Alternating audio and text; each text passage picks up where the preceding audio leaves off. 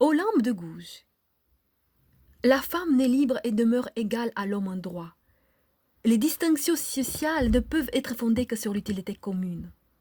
Voilà l'article 1er de la Déclaration des droits de la femme et de la citoyenne que peut lire la reine Marie-Antoinette en 1791, une déclaration imitée de la Déclaration des droits de l'homme et du citoyen et signée Olympe de Gouges.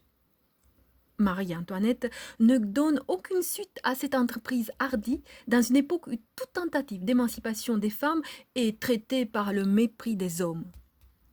Marie Gouze est née le 7 mai 1748 à Montauban.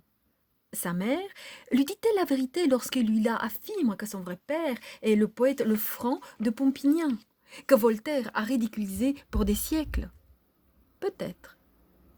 À 17 ans, Marie épouse, avec la foi naïve qui fait rimer amour et toujours, un traiteur qui la laisse un an plus tard veuve et mère. Le mariage, dira-t-elle plus tard, est le tombeau de la confiance et de l'amour. En 1770, elle gagne Paris où elle devient Marie-Olympe de Gouges. Elle y rencontre un homme fonctionnaire fort riche dont elle tombe amoureuse mais refuse de l'épouser.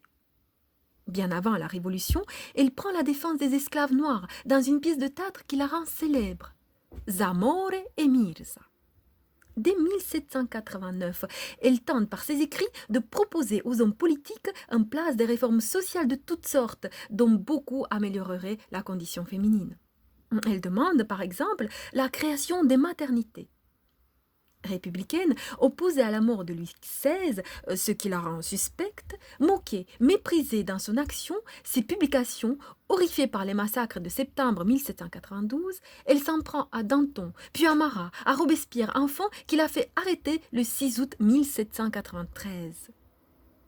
Le 2 novembre, elle est condamnée à mort. Dans l'article 10 de sa Déclaration des droits de la femme, elle avait écrit: la femme a le droit de monter sur l'échafaud.